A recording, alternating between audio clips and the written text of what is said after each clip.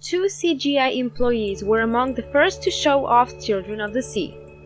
A master of Doraemon, Yumu Watanabe, was hired as director. He previously said, "It is not an exaggeration to suggest that adapting this original work for animation was risky."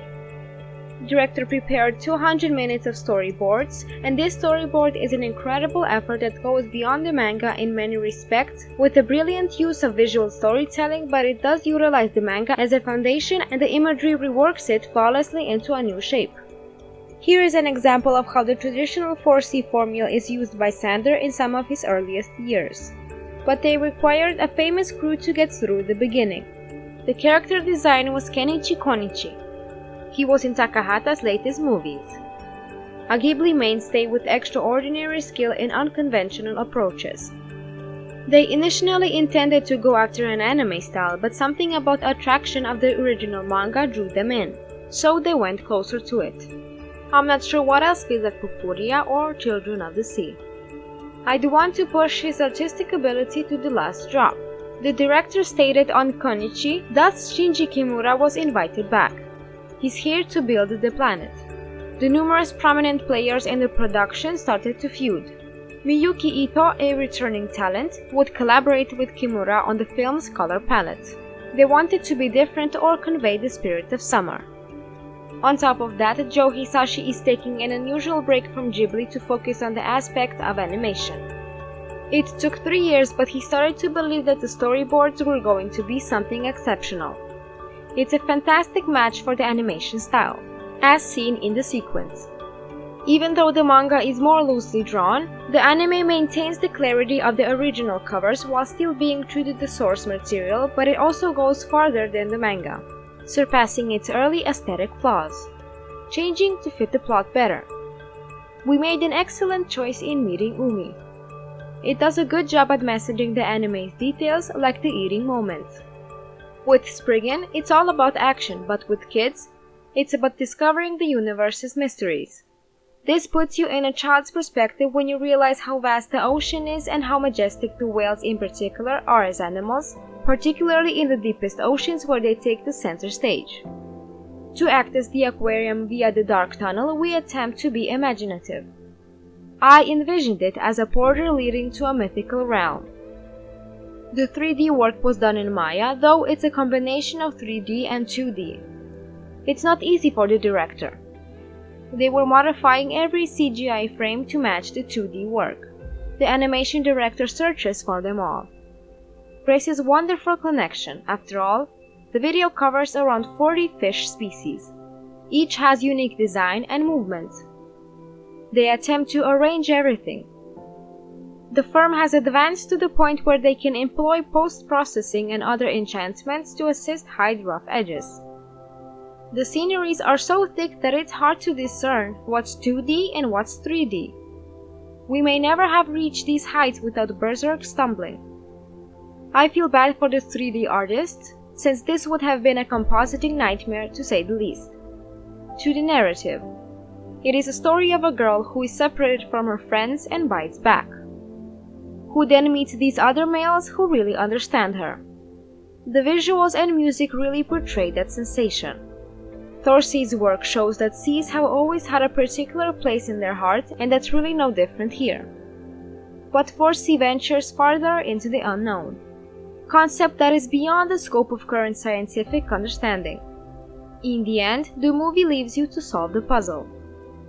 In the end, it doesn't matter so much, so you may simply be at loss for words since the manga has a kind of peaceful tone that is slower, like squeezing through the waves, kind of floating. The anime's streamlined approach might inspire you to focus on the primary character's stories. He did a great job reducing this narrative into barely 2 hours while retaining its heart, which is the union of puppy affection and cosmic supernatural ferocity. It's hard to conceive of a more ego-deadening picture. The conclusion has a strong Stanley Kubrick 2001 feel. Was it on purpose? Maybe not deliberately, but when I initially assembled the rough cut, I thought it was very 2001. Despite the fact that it wasn't a deliberate choice, 2001 has become one of my best films, so it undoubtedly filtered into my work. That's CGI work. The budget was 4 times that of a 4C production, and the production lasted 5 years, which didn't help.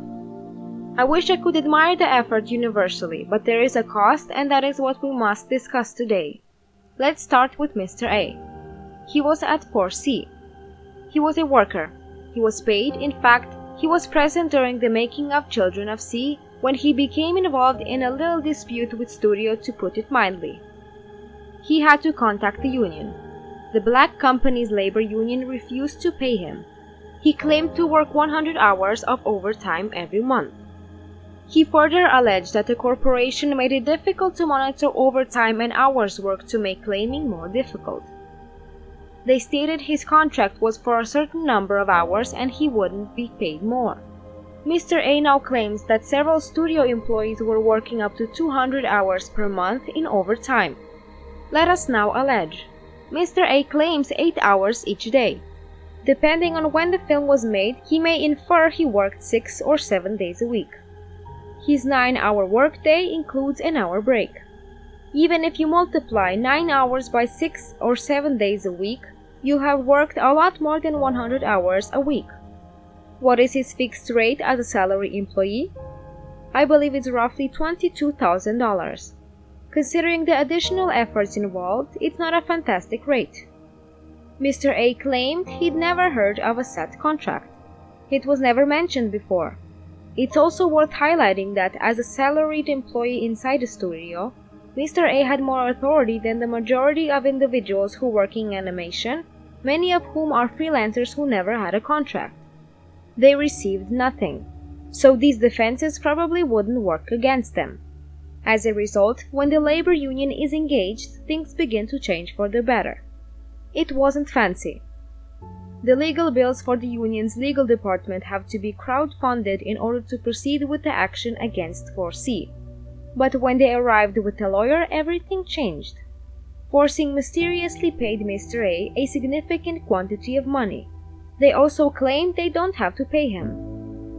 That money, which they did not owe him, appeared in his bank account and it was worth $26,800.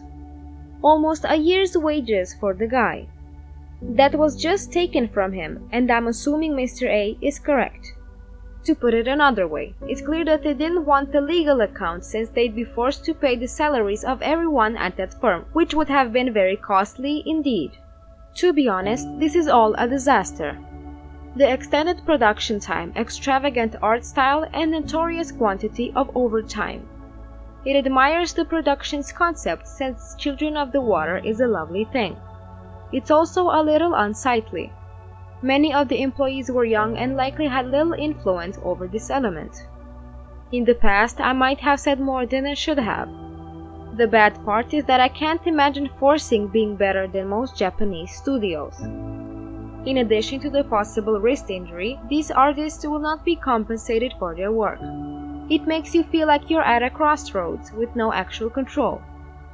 Because if you purchase it, none of the money goes to the animator, and I doubt Force will alter its techniques if you buy it. A union seems to have worked for those who are salary workers, which is a small percentage of the sector. The sad part is that I doubt this will be remembered, unlike the genuine work. This will be a byline at the end. As far as I know, when the anime boomers speak about this, they won't be talking about the mistreatment and unpaid salaries that occurred. If you watch Children of the Sea, you'll see the golden period of animation has passed. It does seem like 4C got too large too quickly and they're paying the price. The union's push placed them in a situation where they have to maintain upheld screenings for staff under 35, since this is mandated in Japan. Force agreed to our terms. 4C has hopefully become a better workplace and you know they are monitoring the employees. I hope they compensate them too. What is your favorite Ayumu Watanabe piece? Have you seen Children of the Sea yet? Leave your comments below. Thank you so much for taking the time to view this video. I hope you all enjoyed the video and please remember to like and subscribe. I wish you all a wonderful day.